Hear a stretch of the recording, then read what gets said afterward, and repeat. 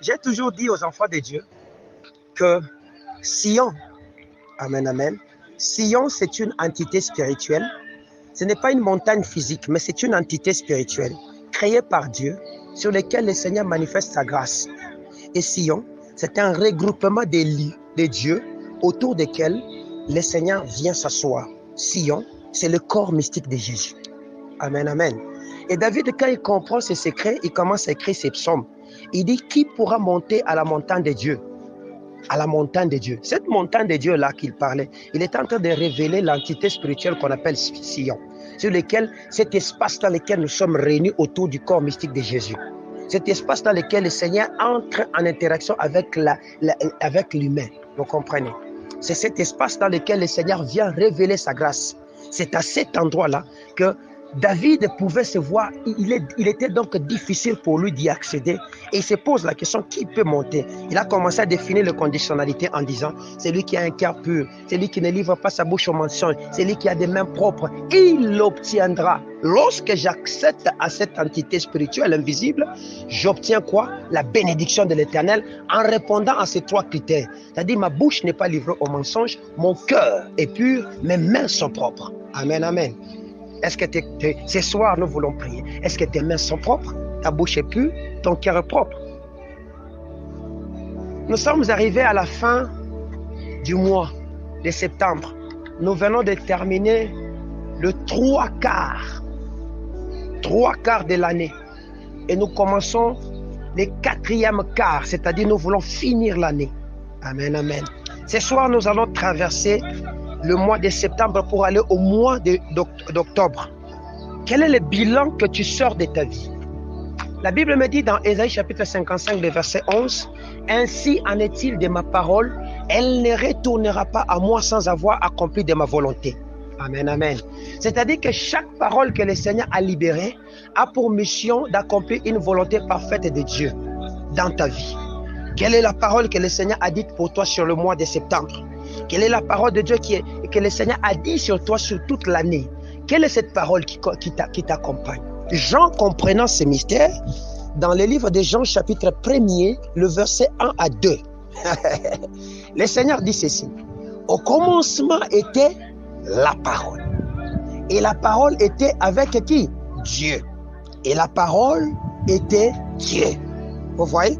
Donc, au commencement de toutes choses, il y a une parole. Et c'est cette parole-là que si vous la connaissez, vous pouvez maintenant faire ce que Paul écrit aux Romains, dans Romains chapitre 8, je crois le verset 19e, la Bible dit ceci, la nature elle-même attend avec un ardent désir la manifestation du Fils de l'homme, la révélation du Fils de l'homme. Amen, amen. C'est vrai que cette révélation, lorsque vous la comprenez, c'est une révélation qui nous est révélée, qui nous est réservée lorsque nous allons être transportés dans la céleste cité. Mais, qu'est-ce qui se passe? C'est que dès l'instant que moi j'ai accepté Jésus, lui qui est la parole de Dieu, il a quitté et il est venu demeurer en moi. La nature soupire. Dans cette nature-là, il y a les herbes, il y a l'homme, il y a la terre, il y a le bois, il y a tout ce qui se vit dans cette nature qui attend que celui que toi tu portes là puisse faire quoi? C'est manifester enfin que tu vois. Or, celui que toi tu portes là, il n'est pas une entité, un homme qui vit avec les pieds, non. Ce n'est qu'une parole. Amen, amen. Et lorsque tu le connais en tant que parole, il va maintenant commencer à se libérer, se manifester. Or, dans la parole, il y a deux dimensions. Dans la parole, il y a le logos et il y a le rhéma. Amen, amen. Le logos, il y a le rhéma. Le rhéma, c'est la révélation, la parole révélée. Amen, amen. Le logos, c'est la parole écrite. En Jésus, il y avait les deux dimensions. La lettre qui a été écrite, lorsque le temps a été accompli, a été envoyé, s'est fait chair. Il est venu se révéler comme rhéma de Dieu sur la terre. Afin que s'accomplisse ce qui a été prédit par les prophètes.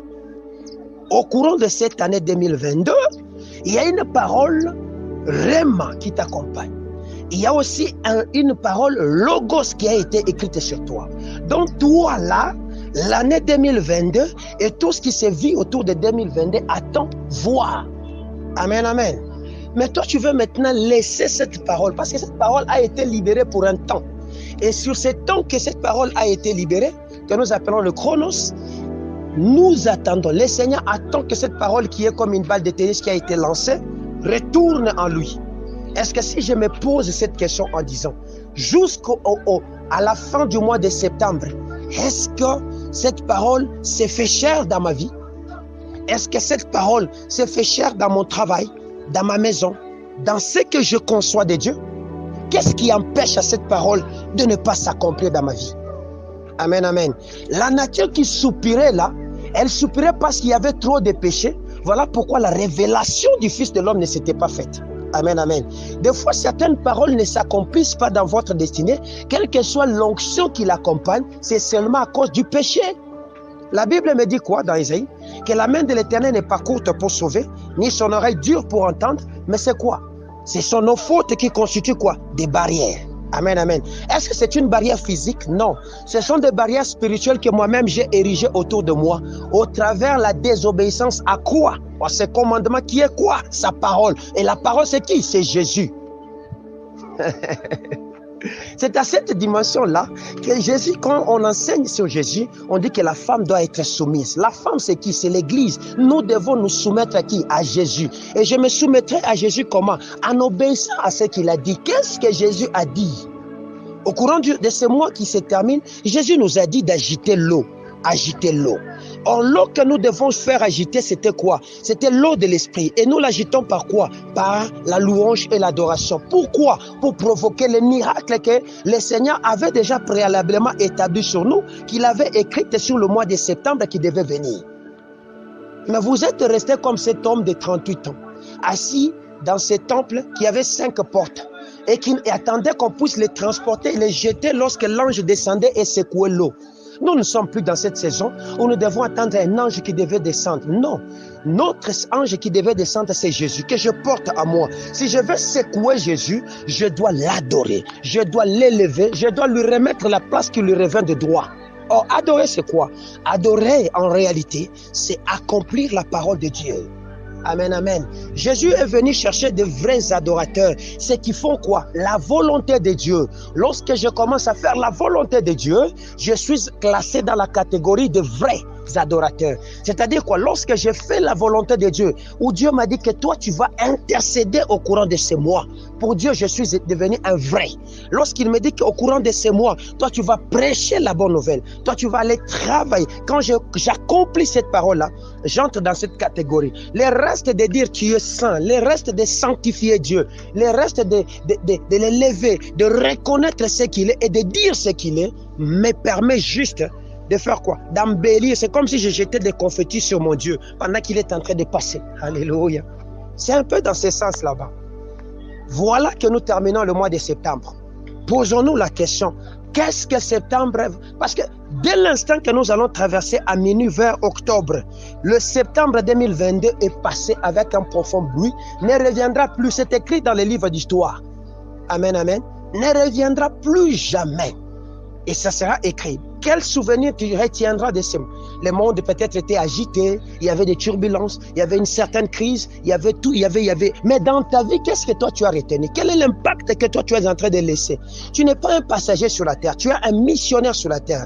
Et la mission que tu as sur la terre, c'est de marquer les temps, marquer les saisons, marquer les époques. C'est comme ça que Dieu a créé les étoiles, avec cette mission-là dans le livre de Genèse. C'est comme ça que les étoiles n'éclairent pas seulement la nuit, mais ils éclairent aussi le jour.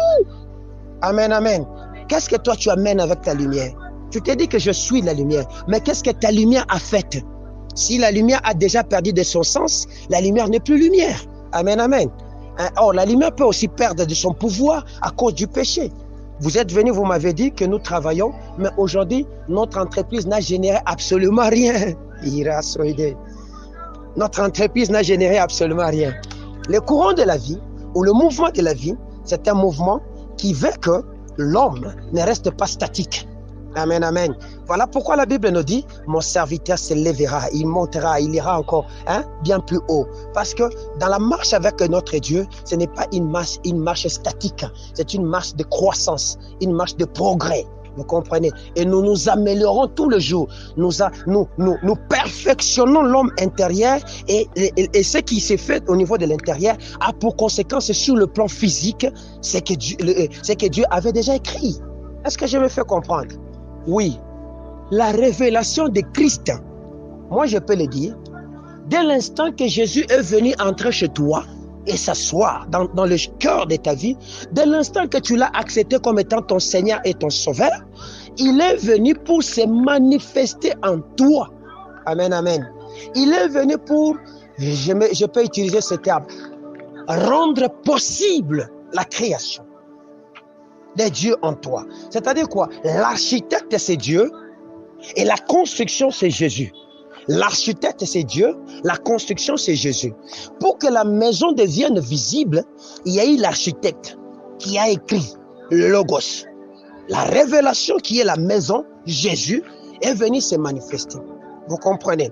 Maintenant, en cette dimension-là, je veux dire que Dieu lui-même qui a créé Jésus, au commencement comme parole, et qui l'a libéré comme lumière, afin que tout ce qui était invisible commence à créer, a besoin de bouger avec toi.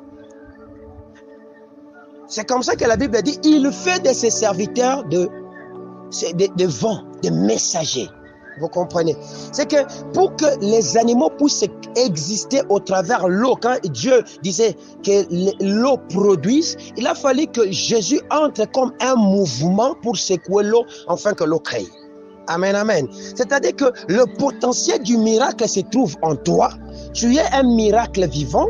Pour que ce miracle devienne vivant et visible en toi, il faudra que Jésus soit activé, vous comprenez, afin que le récipient que tu es, ou l'architecture, que la maison qui a été édifiée, puisse manifester sa beauté.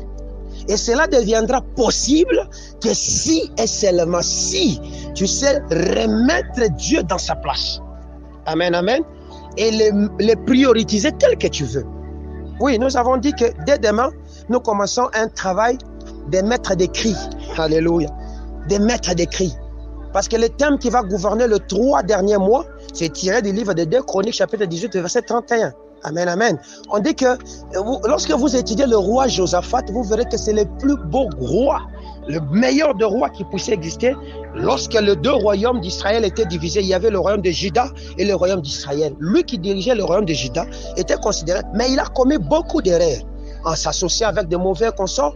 Mais à des moments, lorsqu'il s'est retrouvé en insécurité, il savait faire secours à Dieu. Amen, amen. J'ai dit à mes enfants qui étaient là, j'ai dit, la plupart des problèmes des gens, c'est qu'ils sont environnés de chiens et de scélérats. Psaume chapitre 22, le verset 17. C'est que ces chiens, quand ils viennent percer les mains et les pieds pour que vous ne puissiez pas accéder à votre gloire. Amen, amen. Mais maintenant, quand ils percent comme ça, ils vous immobilisent. Or, aujourd'hui, vous allez chercher à connaître, vous dire que non, ce sont des hommes qui sont autour. Non, non. Ce sont des paroles qui sont émises, qui sont autour de vous et qui vous bloquent. Amen, amen. Lorsque maintenant vous commencez à activer la dimension de la révélation du Fils de l'homme en vous, la dispersion se crée. C'est comme un grand caillou que je jette dans l'eau. Des ondulations se créent et dispersent et détruisent les barrières qui étaient en train de se créer autour de vous. C'est ce que nous voulons faire au cours de ce mois, de ces 3 trimestres. Mais ce jour, moi je veux d'abord qu'on active la parole. Amen. Dans chaque homme, il y a une parole qui est dite. Dans chaque homme, il y a une parole qui réside. Et cette parole, je vais vous le faire découvrir, c'est que lorsqu'on a dit « Créons la femme chancelle à notre image et à notre ressemblance », première dimension. Le Seigneur vit que c'était beau, il y mit de son esprit. Deuxième dimension. Et la troisième des choses, le Seigneur, pour l'envoyer maintenant, la Bible dit « Il les bénit ». Amen, amen. Quand Dieu finit comme ça, la parole bénit là-bas. Bénir, c'est bien dire. C'est-à-dire, il a libéré une parole spécifique sur la femme qui s'appelle Chancel. Lorsque Chancel va se mettre debout, elle doit marcher conformément à cette parole. Et c'est cette parole-là que si tu la découvres, tu as découvert la destinée. Et lorsque tu marches conformément à cette parole là-bas, c'est alors que tu commences à entrer dans la catégorie des vrais adorateurs. Amen. Et pourtant, le travail du diable, il cherche à tout prix à te couper pour que tu ne connaisses pas ce à quoi l'Éternel t'a envoyé sur la terre. C'est ça ce que le diable cherche à faire, te couper cette connexion là-bas. Te couper et ne pas permettre. Or, la connexion est coupée au niveau de quoi? Au niveau de notre âme. L'homme étant composé de 3 parties, l'esprit, l'âme et la chair. L'âme est le point de jonction qui relie l'esprit et la chair. Amen, amen. Lorsque la connexion est coupée au niveau de l'âme, je deviens un homme animal, c'est-à-dire je n'ai que 2 dimensions. J'ai la dimension de la chair et de l'âme. L'âme, c'est quoi? L'âme, c'est le siège des émotions, le siège de l'intellect. Vous voyez, le siège des mémoires et tout ce qui se passe là-bas, c'est ça l'âme. C'est à ce moment là-bas, c'est comme ça que Paul, quand il a compris que la bataille, ce n'est pas dans la chair, il écrit dans Romains chapitre 12, ce qui dit, ne vous conformez pas au siècle présent, soyez transformés par le renouvellement de l'intelligence. C'est-à-dire, lorsque l'intelligence de l'homme commence à être transformée, c'est-à-dire à la nouvelle naissance, je commence à recevoir de nouvelles perceptions qui me permettent de comprendre ce à quoi Dieu veut et j'agis conformément à ces perceptions. Là, maintenant, les récipients ou l'architecture que je suis active maintenant la grâce pour que tout ce que Jésus avait dit, les signes et les miracles vous accompagneront, comment ça s'est manifesté? Est-ce que j'ai bien développé ça? Est-ce qu'on est d'accord? Maintenant, nous faisons un travail de récapitulation de 8 derniers mois. Nous regardons quelle est la parole que le Seigneur gouverne cette année, quelle est la parole de septembre. Qu'est-ce que j'ai fait et qu'est-ce que je n'ai pas fait? Parce que tu peux être l'architecte qui bloque le passage du courant, de l'eau, de la parole de Dieu. Toi-même, tu peux le bloquer. Et ça ne réagit pas. Parce que tu ne fais pas ce qu'il veut. Prenons le cas. Dieu dit ceci. Mettez-moi de sorte à l'épreuve. Amen. C'est Dieu qui dit ça, non? Et si vous ne me verrez, ouvrez pour vous des portes du ciel. C'est-à-dire, les portes du ciel ont des conditions pour l'ouvrir. Par rapport spécialement aux finances. Lorsque j'apporte, je mets Dieu à l'épreuve, n'est-ce pas? Ok. Quand je mets Dieu à l'épreuve, il est conditionné à me payer. Il est conditionné à faire quoi? À rester derrière sa parole parce qu'il ne ment pas. Maintenant, toi, quand Dieu a dit de faire ça, toi, tu n'as pas fait ça. Qui a bloqué? C'est Dieu ou les démons qui? C'est toi-même. Amen. Toi-même, tu n'as pas obéi. Tu as bloqué le flux de l'eau. L'eau qui représente la bénédiction qui devait passer a été bloquée et ne passe pas. Et puisque ça ne passe pas, tu te retrouves à sec. Les mains ne sont plus arrosées. Au lieu maintenant de reconnaître que je suis tombé, parce que la Bible dit, souviens-toi d'où tu es tombé et répands-toi. Paul dit, dans Galates chapitre 6 verset 7, vous couriez bien, mais qui vous a arrêté pour que vous ne puissiez plus obéir? Amen, amen. Lorsque je cesse d'obéir, ma course s'arrête. C'est-à-dire, tu vendais bien, mais qui t'a arrêté pour que tu ne vendes pas? C'est le péché. C'est comme ça que le Fils de l'homme n'est pas révélé en vous, n'est plus manifeste. Vous comprenez? Parce que Jésus ne réside pas dans le péché, mais il réside dans la sanctification, dans la sainteté. Est-ce que je me fais comprendre?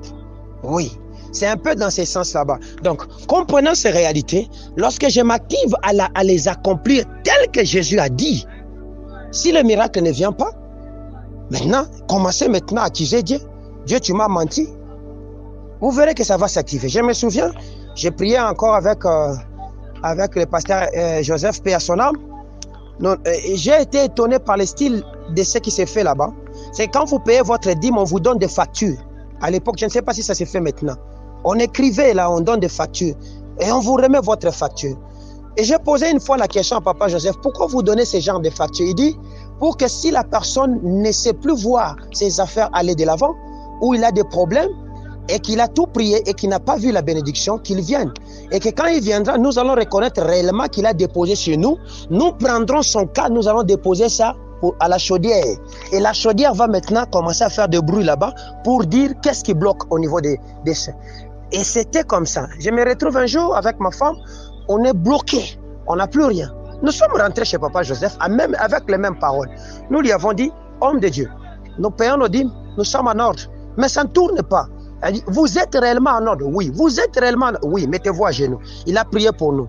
Et dès qu'on quittait chez lui comme ça, la chose a été décantée. Moi-même, j'en ai fait l'expérience avec ma femme. Ma femme, elle est businessman. Elle a sa petite entreprise. Et dans son entreprise, elle s'est retrouvée. Quand elle vend ses prestations, il n'y avait que des dettes. On ne payait pas. On ne payait pas. Elle me réveille, on est en train de dormir, elle me réveille brutalement vers 3 heures du matin pour me dire, ça ne tient pas, c'est toi mon pasteur. Je veux connaître, qu'est-ce qui ne va pas? Je suis en ordre avec ma dîme. Je lui pose la question, c'est vrai ça? Oui, je suis en ordre.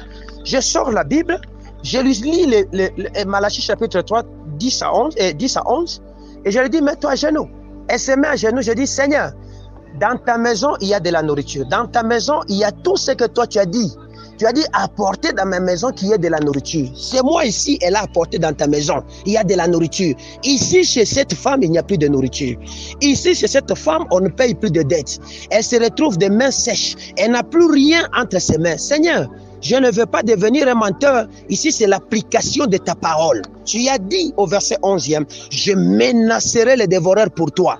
Vous comprenez? Que ces dévoreurs quittent et qu'on lui paye son argent. Amen. Je lui laisse partir. À 6h30, on appelle. Je vous dis bien, on a prié à 3h. À 6h30, on a appelé par quelqu'un. Madame, ça fait longtemps, j'avais oublié, j'avais ta dette. Passe à la maison, j'ai déjà déposé l'argent. C'est ça, mettre Dieu à l'épreuve. Est-ce que vous comprenez? C'est ça, mettre Dieu. C'est comme ça que quand vous me posez la question, c'est papa, aujourd'hui, on n'a rien vendu. Où est-ce que vous en êtes avec vos vies? Est-ce que vous êtes en ordre avec Dieu? Vous n'êtes pas en ordre. Le miracle, nous sommes des miracles vivants. Mais le miracle est miracle que si elle est accompagnée de la parole qui vient avec. Amen. Le vin ne peut exister que s'il y a la vase plus l'eau. Amen, amen. Enfin que Jésus libère la parole qui est sa chance et que l'annonce de Cana soit rendue possible. Mais l'annonce de Cana que vous attendez n'est pas possible parce qu'il y a ce qu'on appelle votre vase. Vous êtes là-bas, l'eau est là, mais la parole ne vient pas parce que quelque part, il y a quelque chose qui ne tourne pas bien. Amen, amen. Vous avez la connaissance qui est l'eau, le récipient qui devait exister, c'est vous, vous êtes là, mais il y a la parole qui doit aller avec. Amen, amen. Et nous avons la parole pour que ça aille avec. Mais je veux mettre cette parole en action quand? Lorsque je regarde dans la maison du trésor, il y a tout, je peux engager mon Dieu. Amen, amen. Je peux engager mon Dieu. Vous avez pris le luxe d'aller déposer n'importe où, mais vous avez oublié Dieu. Vous couriez bien, mais qui vous a arrêté? Le Christ en vous ne sait pas être révélé, c'est-à-dire la nature. Les gens qui vous voient tout autour de vous ne voient rien parce que vous et eux, vous êtes devenus un. Vous vivez dans les péchés. Que mon Dieu vous bénisse. Est-ce qu'on peut prier maintenant? On peut prier avec ça. Je veux que nous puissions activer la parole âme. Amen, amen. Cette parole, est-ce que vous la connaissez pour vous? Parce que beaucoup de gens ne connaissent pas cette parole. Ils ne savent même pas pourquoi ils existent. Vous comprenez? Lorsque vous ne connaissez pas comment vous existez, vous n'arriverez jamais à accomplir exactement la parole de Dieu.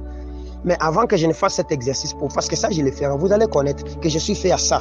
Vous comprenez? Mais je veux seulement qu'on active la parole de ces mois. Nous ne voulons pas laisser septembre mourir avec notre bénédiction. Septembre ne partira pas avec mes bénédictions. Septembre ne restera pas avec mes bénédictions. Il y a des gens qui laissent les bénédictions mourir avec les mois et traverser avec les démons parce qu'ils n'ont pas de limite. Les démons là qui t'ont combattu doivent rester, mais ta bénédiction doit partir. Écoutez ce que la parole de Dieu dit. Il dit, vous irez chez vos voisins. Ça, c'est Dieu qui parle aux enfants d'Israël dans Exode. Vous prendrez des vases d'or, des vases d'argent. Vous leur demanderez tout. Là, il se prépare pour sortir. Hein? Vous irez chez vos voisins. Vous prendrez des vases d'or, des vases d'argent et tout ce qui va avec. Et la nuit, quand moi je passerai, vous partirez. Pourquoi ils ont donné? Parce que c'était à eux. Vous voulez sortir de ces mois, mais vous voulez laisser vos vases d'or, vos vases d'argent, vos habits et consorts. Et vous voulez commencer le mois d'octobre. C'est comme ça que tout le mois se ressemble, parce que les bénédictions, vous les laissez derrière. David, comprenant ces mystères, quand il arrive devant la porte qui était fermée, qui était une porte éternelle, il a engagé Jésus. Il a commandé à la porte de se lever, la porte s'est levée, il a mis Jésus devant. Il dit, porte éternelle, élevez vos linteaux, que le roi de gloire fasse son entrée. Octobre est une porte éternelle. Et octobre doit savoir élever son linteau, que Jésus te précède, et derrière Jésus, toi tu passes. Parce que ces portes-là t'interrogent. Vous ne savez pas posséder parce que vous ne savez pas prendre possession. Vous comprenez? Nous sommes à notre dernier jour. Nous allons libérer la parole espion pour sonder. Et avant que vous ne partiez, vous saurez ce qui sera fait dans ce mois d'octobre. Parce que Dieu est ici. Nous ne voulons pas être comme ces enfants du temps de Osée, chapitre 6, verset 4, qui mouraient parce qu'ils n'avaient pas la connaissance. Nous avons la connaissance. C'est Jésus. Est-ce qu'on est d'accord? Alors nous allons prier. La première des choses, vous allez dire, Seigneur, pardonne-moi. Amen, amen. Pardonne-moi parce que, je négligeais la connaissance. On dit que faute de connaissance, mon peuple périt. Dieu a dit agiter l'eau. C'est une parole de connaissance, n'est-ce pas? Mais vous l'avez négligé. C'est comme ça qu'il ne s'est pas activé. Si vous l'avez réellement activé, vous ne ferez pas 38 ans en train d'attendre qu'on vous porte et qu'on vous jette dans l'eau. Non.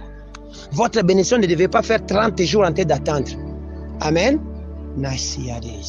Voilà pourquoi tu vas d'abord dire à Jésus, Seigneur, pardonne-moi. Est-ce qu'on est d'accord? 3 fois au nom de Jésus, nous prions.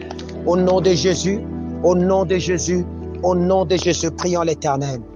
Seidaha kiyano zaideha seke. Aïda surida ikela leza krevaitese. Imanarebo shamane prakiano taideha soke. Kia kurini kanta maribo shia kurinazi. Teidaha kiyano taideha soke nezaide. Imanare seke nenu taideha buriakia seke. Eleza hikia kunini tate ya briakine mepa. Haka no se hike ya ute. Inahuta ide haba seke nenanise. Inaka kauria si ya kurini kaze ni kaze. Inta ide habaraki ya no paide ose mekia. Mekia no tadeia kia mesa. Into paide hakuri ni kaze eza. Ilaida huti ya seke neza. Kinto paide hupri ya kose. Nebria baake osaide unda ideeza. Kintaide hupri ya kenenose. Jésus, Seigneur, tu me dis que mon peuple périt parce qu'il lui manque la connaissance. Tu dis, Éternel, puisque vous avez rejeté ma connaissance, je vous dépouillerai de mon sacerdoce. Seigneur, tu as dit au courant de ce mois de septembre qui se termine ce soir, d'agiter l'eau. Tu nous as expliqué, tu nous as dit c'était quoi l'eau et que nous devions agiter et comment nous devions le faire. Tu nous as même donné des techniques et des stratégies que nous devions faire. Seigneur, nous l'avons négligé. Seigneur, nous avons méprisé cette parole. Seigneur, nous l'avons foulée aux pieds. Et aujourd'hui, nous vivons des conséquences. Seigneur, ce que tu avais dit, préparez les terrains et moi je viendrai accomplir ce que je dis. Préparez les terrains et moi je ferai les miracles qui vont avec. Seigneur, s'il n'y a pas eu de signes, s'il n'y a pas eu de prodiges, s'il n'y a pas eu de miracles, s'il n'y a pas eu de guérison, s'il n'y a pas eu de travail, si tout est devenu sec, le problème ce n'est pas toi, le problème c'est moi. Si la nature qui attendait voir la révélation de cette parole s'accomplir éternelle et qu'elle ne l'a pas vue s'accomplir, le problème ce n'est pas toi, le problème c'est moi. Seigneur, j'ai cessé d'obéir. Au nom de Jésus, j'ai cessé d'obéir. Lorsque tu m'avais dit, Éternel, d'obéir, j'ai cessé d'obéir. Lorsque tu m'as dit, Seigneur, de me mettre à genoux à 3 heures et de t'adorer, Seigneur, afin d'activer ta présence, afin que tu viennes, Seigneur, j'ai apprécié mon lit, j'ai apprécié mon sommeil et je suis allé en dehors de ta parole. Oh, comme Paul qui pouvait dire aux Galates, oh Dieu de grâce, il pouvait dire que vous couriez bien, mais qui vous a arrêté pour que vous ne puissiez plus obéir? Seigneur, je me suis arrêté à obéir. Je cessais d'obéir. Lorsque tu m'as donné 30 jours dans lesquels tu voulais que je me tienne devant ton trône, afin de dire comme Ésaïe dans chapitre 6, où qui pouvait voir à l'année de la mort du roi Osias, Seigneur notre Dieu, le ciel qui s'était ouvert et que les séraphins étaient en train de chanter Saint, Saint, Saint, et la terre était en train d'être remplie de la gloire. Seigneur, je fermais ma bouche et j'ai cessé d'obéir. Je n'ai pas fait ce qui est de ta volonté. Au nom de Jésus, je plaide coupable. Selon qui m'a été dit dans Ésaïe chapitre 1er au verset 18e, ta parole me dit, venez et plaidons ensemble. Je plaide coupable. Au nom du peuple que tu m'as donné la charge, au nom des enfants que tu m'as donné la charge, je plaide coupable. Seigneur Dieu, lorsque tu attendais que je devais Seigneur, le rappeler, réveiller leur mémoire, le faire savoir c'est à quoi tu les avais appelés, Seigneur, je suis allé en dehors de ça. Et si ce que tu avais promis ne s'est pas accompli, le problème ce n'est pas toi, le problème c'est nous. Et pourtant tu dis dans notre loi que et ainsi en est-il des paroles, Seigneur, elles ne retourne pas à toi sans avoir accompli de ta volonté. Nous sommes à notre dernier jour de ce mois de septembre. Il y a des paroles de connaissance, des paroles de révélation, des paroles de sagesse. Il y a des prophéties, des visions que tu as données avec précision qui devaient se réaliser au courant de ce mois et qui ne se sont pas manifestées. Le problème, ce n'est pas toi. Le problème, c'est nous.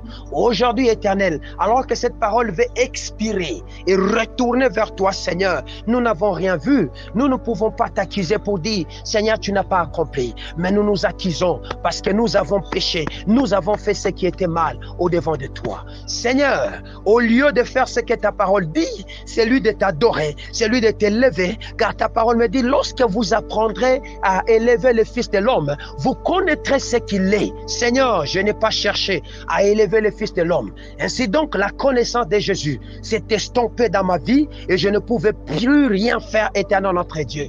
Et pourtant, Seigneur, Paul dit, nous rendons continuellement grâce à l'Éternel, à Jésus, à notre Yahweh, qui répand sur nous l'odeur de sa connaissance. Si l'odeur de la connaissance de Jésus n'était plus sur moi, Seigneur, le problème, ce n'est pas toi. Le problème, c'est nous. Si ce que je devais vivre n'est pas venu, le problème, ce n'est pas toi. Le problème, c'est nous. Seigneur, lorsque tu attendais que nous puissions dégager la bonne odeur de Jésus, nous étions en train de dégager l'odeur de la mort. Car il nous a été dit, aux uns l'odeur de la mort, parce qu'ils communiquent la mort, aux autres l'odeur de la vie, parce qu'ils communiquent la vie. Seigneur, nous avons cessé de communiquer la vie. Nous avons arrêté, Seigneur, de révéler Jésus autour de nous, Seigneur, en permettant que ce qui a été dit puisse s'accomplir. Voilà pourquoi, Seigneur, nous venons au-devant de toi, nous plaidons coupables. Car il nous a été dit, souviens-toi d'où tu es tombé et répands-toi. Je suis tombé dans la désobéissance à ta parole. Je suis tombé dans la désobéissance à tes ordonnances et à tes édits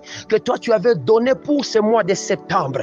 Je suis tombé, moi et ma maison. Je suis tombé, moi et le peuple que tu m'as donné la charge, Seigneur, de l'idée. Et je me suis arrêté. Dans le nom de Jésus, je plaide coupable. Et je dis, Éternel, laisse-toi. Laisse que ta main de miséricorde soit sur nous. Laisse que ta main de compassion vienne se révéler, afin de nous pardonner, Seigneur, notre Dieu. Afin de pardonner, Seigneur, notre désobéissance. Afin de pardonner notre insoumission. Afin de pardonner, Seigneur Jésus, parce que nous avons fait ce qui était mal à tes yeux. Si ta main était devenue courte et ton oreille était devenue dure à entendre nos cris, si des barrières se sont érigées autour de nous, si ce que nous attendions ne s'est pas manifesté, le problème ce n'est pas toi, le problème c'est nous, oh Jésus. Nous avons fait ce qui était mal et nous nous sommes dérobés de la voie que tu nous as tracée.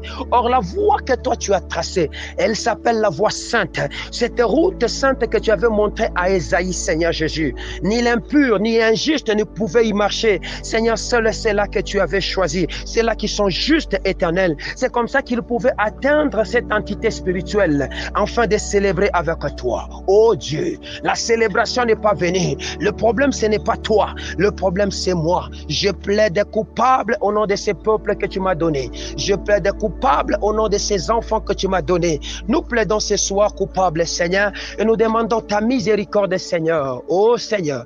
Seigneur, nous avons besoin de toi. Jonas pouvait dire, je sais que tu es un Dieu plein de compassion et de miséricorde. Et je savais, Seigneur, je sais que tu peux me pardonner. Je sais que tu peux pardonner, Seigneur, notre Dieu. Car tu as dit que même ceux-là qui obéiront mangeront les meilleurs fruits. C'est toi qui as dit, Seigneur Jésus. Ceux-là qui obéiront de reconnaître là où ils sont tombés, ils mangeront les meilleurs fruits. Je vais manger les fruits de ces temps. Je vais manger ce que toi tu avais préparé pour moi. Je vais manger la nourriture que toi tu avais préparé pour moi, que je ne puisse pas tomber dans le péché, que je ne perde pas la grâce